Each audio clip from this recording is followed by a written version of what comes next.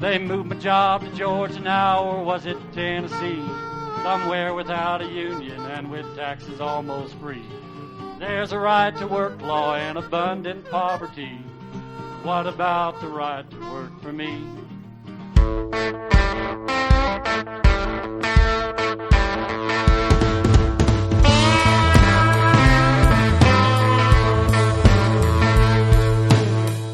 Hey there, I'm Jesse Mayshark, and this is Headlights, Voices from the Progressive South. Headlights is a production of the Progressive South, a nonprofit media platform dedicated to amplifying progressive voices and values across the southern United States. Voices like Peyton Hopkins, who you heard up top. Hopkins was a pastor, labor activist, and folk singer who recorded 2 albums in the 1980s full of workers' anthems. I thought the title track of his 1981 album, They've Moved My Job to Georgia, would be a good way to start this Labor Day edition of the podcast. Because of the holiday, this is a somewhat abbreviated edition of Headlights.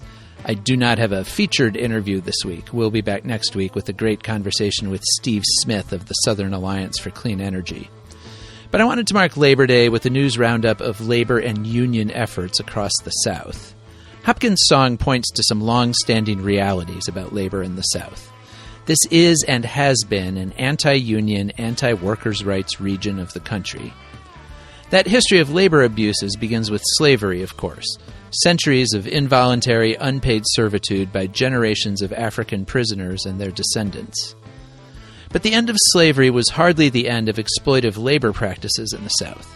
In the years after Reconstruction, many former Confederate states created a system of convict leasing, using the loophole in the 13th Amendment that continued to allow unpaid labor for people convicted of a crime. By 1872, Alabama, Florida, Georgia, Louisiana, South Carolina, Tennessee, and Texas had created convict lease systems, under which private employers could rent prisoners for forced labor. The payments went to the state, not to the prisoners, and the vast majority of the prisoners who were leased were black. By 1898, a reported 73% of Alabama's total state revenues came from convict leasing. In many cases, black prisoners were leased to large farms that had previously relied on enslaved labor. At the same time as the Jim Crow order took effect across the South, even non-imprisoned black workers were routinely exploited for cheap domestic and agricultural labor. This also had the effect of suppressing wages for poor white workers. Convict leasing was slowly phased out, with Alabama the last state to ban it in 1928. But prison labor was still widely used by the states themselves via the notorious chain gangs sent to work on highway and infrastructure projects. One particularly egregious example was in Tennessee, where Brushy Mountain Prison was deliberately built on top of a coal seam so that the state could operate its own mining business using convict labor. The mine remained in operation, generating revenue for the state until the mid-1960s. As organized labor gained strength in the United States through the first half of the 20th century, conservative Southern leaders worked hard to minimize its gains in the region.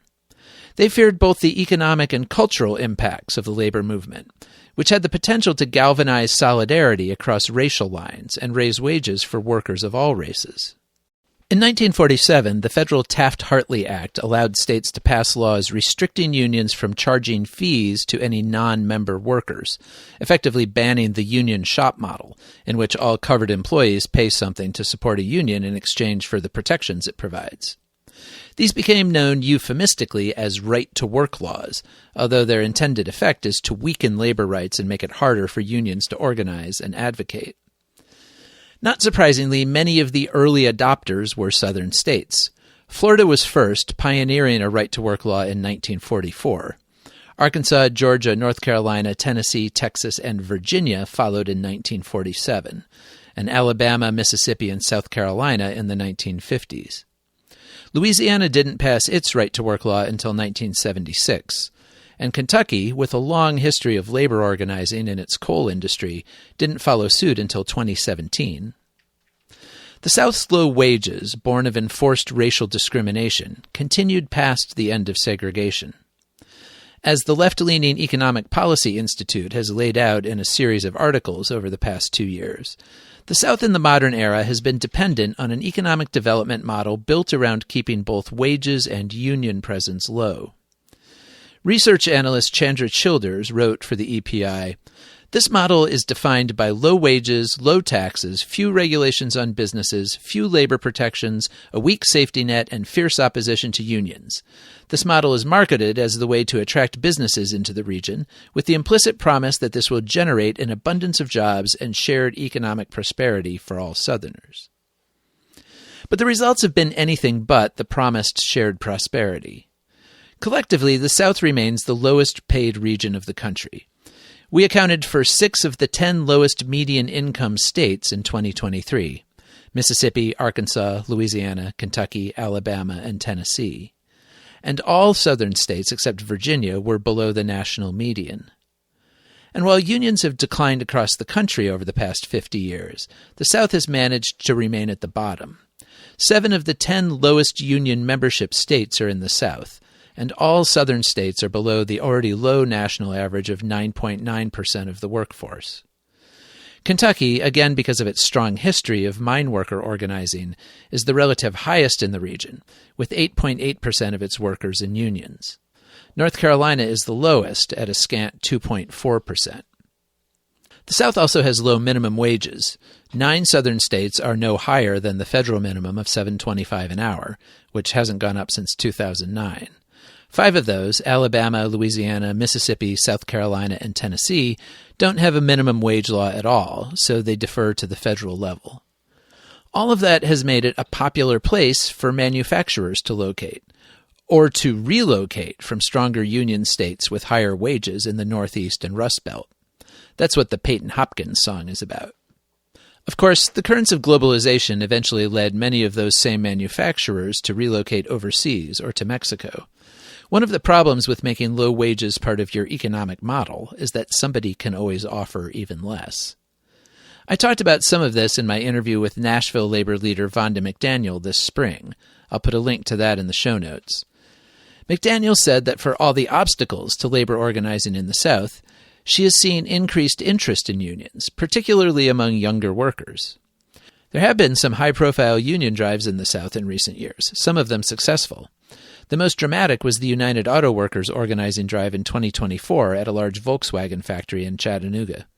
After 2 previous unsuccessful efforts in 2014 and 2019, the UAW won a clear victory in last year's attempt, with 73% of the workers who voted choosing to unionize. The win came despite fierce anti-union lobbying from Tennessee Governor Bill Lee and other leading Republicans.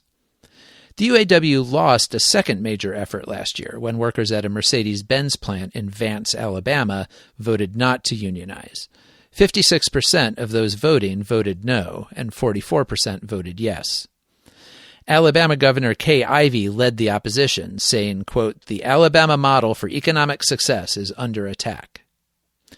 But the Economic Policy Institute reported that just forcing the company to even allow an election was enough to lead to some concessions, including a $2 an hour raise for senior employees and better advancement opportunities for more junior ones. Another milestone came in 2022 with the formation of the Union of Southern Service Workers. The cross-sector organization represents service workers across different industries throughout the South, under the umbrella of the SEIU, the large service workers union. If you heard our episode on the union-led deportation protests in Louisiana, you might remember one of the interviews was with Aisha Francis, a member of the USSW. But of course, organizing efforts across the country, and particularly in the South, continue to face uphill battles against powerful corporate owners. Earlier this year, an effort to unionize an Amazon warehouse near Raleigh, North Carolina, came up way short. 75% of the voting workers rejected the bid. The internet giant fought the drive relentlessly, as it has fought other unionizing efforts at Amazon facilities. North Carolina, of course, is one of 2 southern states that has a Democratic governor. Josh Stein was just elected last year with the endorsement of the AFL-CIO. Unlike his Republican gubernatorial counterparts, he did not weigh in against the Amazon organizing drive. But he also didn't do or say anything to support it. Instead, he hailed Amazon's planned $10 billion investment in a new data center in the state, without mentioning the union effort at all. Meanwhile, some southern states are introducing still more roadblocks to union organizing. Alabama, Georgia, and Tennessee have all passed laws that would claw back any tax incentives or other state assistance given to employers if they choose to voluntarily recognize a union rather than forcing workers to go through the process of holding a vote. Tennessee State Representative Yusuf Hakim, a Democrat who represents Chattanooga, said the laws were par for the course in the region.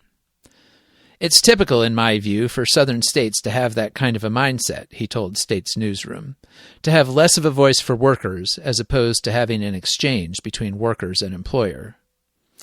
Or, as the Economic Policy Institute puts it, quote, "The Southern economic development model is designed to enable businesses to extract labor from large pools of workers as cheaply as possible." So, that's where we've been and where we are on this Labor Day. We'll let Peyton Hopkins sing us out. You better stand up for your union while you can, with other working people hand in hand. I know there's nothing I can't do, and it's me with all with you. So stand up for your union while you can. Hey, I just wanted to add something here. After we'd already recorded this episode, there was yet another union vote in the South. Last Wednesday in Hardin County, Kentucky, workers at an electric vehicle battery plant cast ballots in a unionization bid by United Auto Workers. The plant is owned by Blue Oval SK, a joint venture between the Ford Motor Company and the South Korean conglomerate SK ON. The UAW claimed victory after voting showed 526 ballots in favor of organizing the plant to 515 votes against it. But there are 41 challenged ballots, enough to tip the balance, and Blue Oval SK is contesting the result. That will leave it up to the National Labor Relations Board to investigate and make a determination about the outcome of the vote. And the NLRB is one of several theoretically independent boards and agencies that President Donald Trump has sought to remake this year by dismissing one Democratic-leaning member without cause and naming two of his own employer-friendly nominees. Until those nominees are confirmed by the Senate, the board doesn't even have a quorum to conduct business. So it may be a while until we know the outcome of the Kentucky vote. Still, it's another sign of serious union efforts in the South, so I wanted to mention it.